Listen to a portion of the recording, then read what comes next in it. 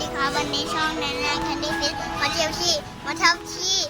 เจฟฟี่เจฟคาเฟ่ครับ อยู่แถวไหนนะครับ อยู่แถวลาดกระบังครับ เป็นสถานที่เที่ยวแบบไหนนะ มีเครื่องบินใช่ไหมครับ ใช่ เป็นเครื่องบินใช่ไหมครับ ใช่ครับ เครื่องบินที่มาโคดอะไรนะ หมดประจำการ โค ค ด รับ ประจำการ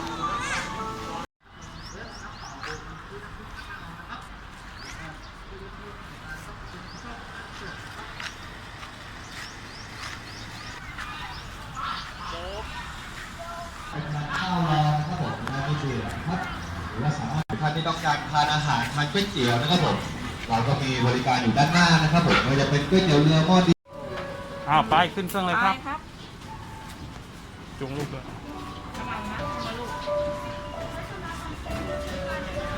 มาเก็บตังค์ก่อน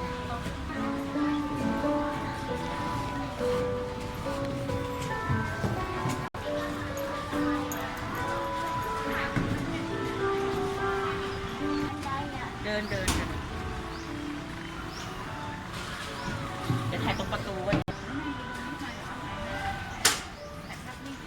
ตรงประตูเลยนาบีตรงประตูตรงกลางเลยลูกสีแดงสองไม่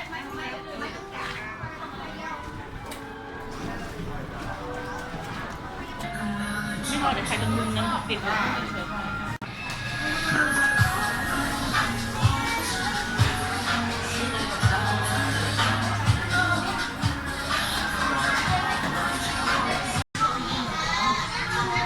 ไว้แรก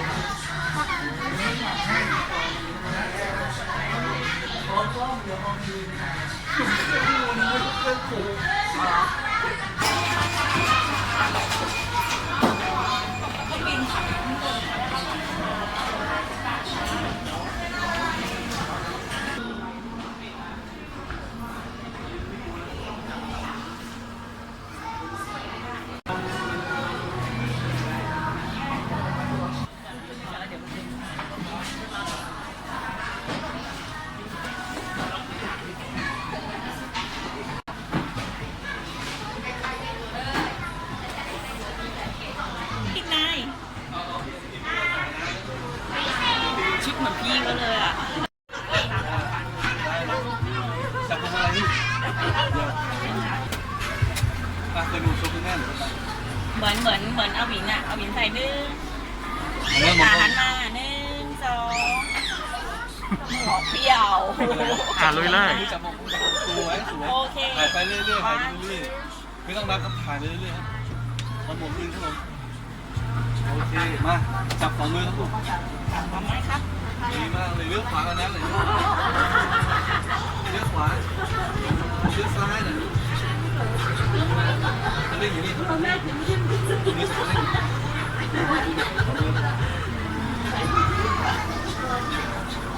เดินเครื่องหน้าสุด Lady Steady Go นี่เครื่องหน้าสุดลูกดีมากลูกจับโค้งในสองมือลูกไอ้ที่น็อต V1 rotate เครื่องเงยแล้วครับมองไปข้างหน้าลูกมองดูท้องฟ้าลูกสวยมากโอเคเอามือจับคันเร่งด้วยลูก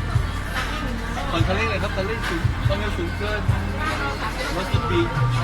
เก็บกันแล้วโอเคจับมือก่อนเก็บไปโอเคดีมากลูกจับมือสองมือดีมากผมเพิ่งเสียเปิดสตาร์ทนี่แล้วเปิดสตาร์ทปึ๊บตัดพาวเวอร์ปึ๊บตัดรถโอเคอันนี้เลี้ยวขวามันซ้ายลูกโอเคเลี้ยวซ้ายดีมากลูกโอเค